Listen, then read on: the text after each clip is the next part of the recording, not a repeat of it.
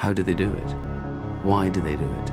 Riding and crashing and riding and winning and always faster and faster. Well, welcome back everybody to With Antone 2025 MotoGP. And we've just had the Valencia GP, so the season's wrapped up, and what a great win for Bez, back-to-back championships. Aprilia 1 and 2 with Fernandez. Digia finished and put it on the box in third, so that's 4 wins in 2025 for Aprilia. But back in the paddock, there's been some massive stories that's really going to shape the 2026 season. So that's what I want to talk about tonight. Ducati should have been a season of red dominance, and it's been clear that they wanted a nice, calm finish to the year, but it's turned into a development headache. Now, Tardozzi, his own words were a bit stuck. The GP 2026 development has been frozen since August.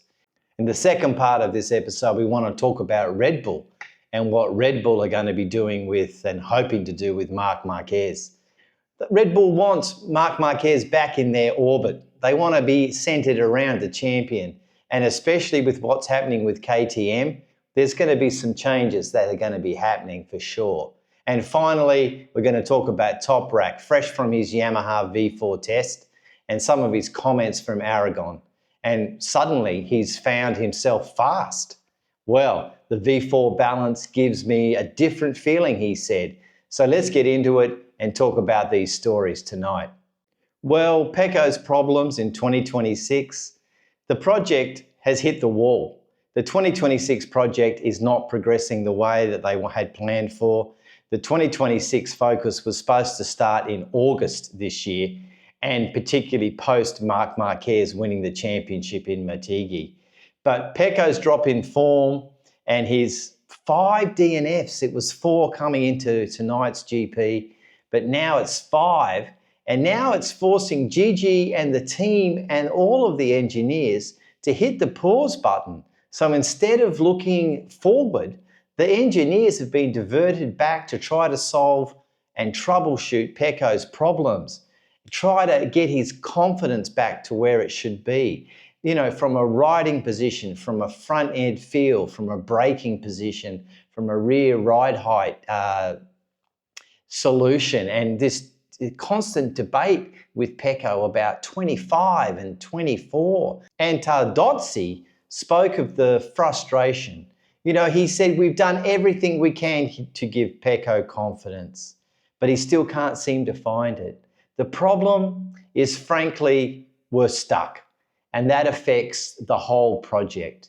Pecco is a reference rider for Ducati on the red, and with no constructive feedback, or at the best inconsistent feedback, it's hard to commit to what's happening with the 2026 in terms of concepts, direction and development.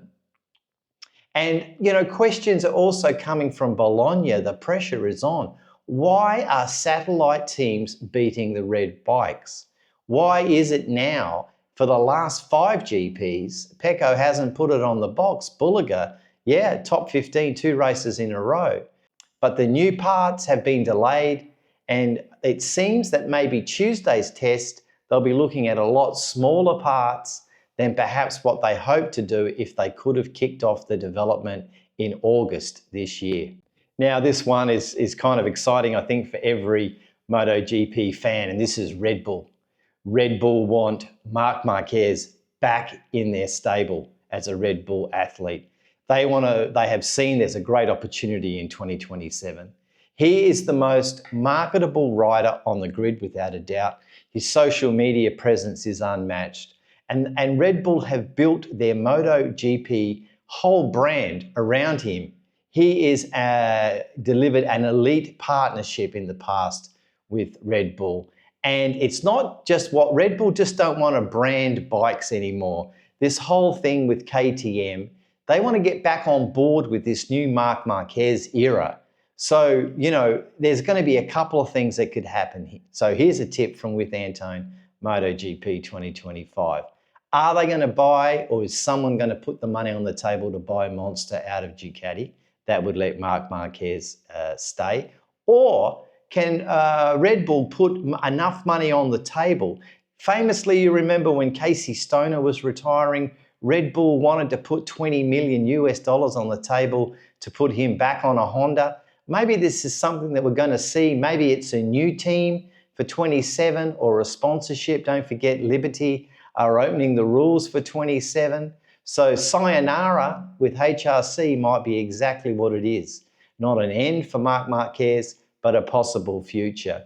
Now look, Toprak, he recently spoke to one of the Turkish bloggers. I'll drop the name down below if you want to do it. And after only 30 full laps at Aragón, he gave his first thoughts on the V4. And you know, as we know, he is the absolute demon on that front braking. He's hard, he's late, and he can brake harder and later than anyone on the Pirellis. But he had this to say. At Aragón, it was unique. I suddenly found myself fast in the Motorland section. The V4 changes in balance helped me a lot. The bike gave me a different feeling and I immediately felt I could push more. Now, the other key thing we got to remember is Yamaha believe in Toprak. Not like tonight where we saw a great ride by Jack Miller and we saw Quartararo chuck it down the road. But, you know, they will do whatever they can to help him. And I believe Toprak will find a way to get that bike towards the front of the grid.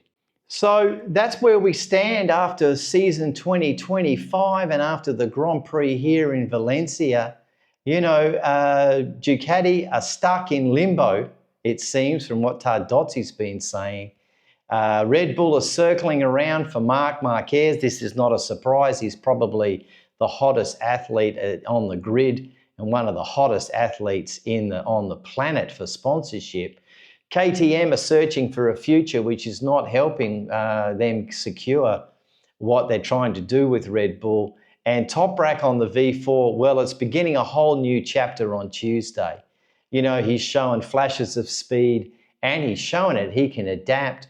You know, some of the times and some of the feedback that people were saying, Fernandez looking at his charts and his data was saying it was quite amazing. So perhaps at the Valencia test on Tuesday, we'll be able to see what the next move is. But listen, before I finish up tonight on the GP wrap, I want to say goodbye to Herve Poncharal. I mean, what a legend, what a guy with Tech 3. I think he's been in the pit box for 40 years and I've been a big part of watching and enjoying him. And I was actually lucky enough to meet him once at a Grand Prix when we went across to Austin. He's a great guy, so I want to wish him well. I hope he goes great. I don't know if his time in the paddock is finished, but I wanted to shout out and say, well done, Herve. And look, whatever you do in the future, I wish you well. And if you're out riding, then ride safe. But, you know, what do you think about what we've talked about tonight? What about the future of Ducati? What do you think's going to happen on Tuesday? What's the plan for 2026? And this whole thing with Pecco, can it go on? Red Bull, they tend to get the athletes they want. So maybe this thing with Marc Márquez and Toprak. What do you think? Drop your thoughts below in the comments and I'd love to read them and engage with you guys because it's been a fantastic journey interacting with the community. So if you've enjoyed today, why not give it a thumbs up or share the video with someone who's into MotoGP or someone you think might want to get into MotoGP because 2026 is coming. It's going to be an exciting year. 27's on the horizon. And after the test on Tuesday, I'll be dropping back on again. We're about to talk through, look at some of the new prototypes, look at how some of the new riders, Mirea's debut. It's going to be quite exciting. Of course, Toprak, Fabio on the V4 because Yamaha have confirmed the V4 for the whole season for next year. All right, well, I hope you've enjoyed today's Grand Prix, but for me, it's goodbye from now. Okay, bye-bye.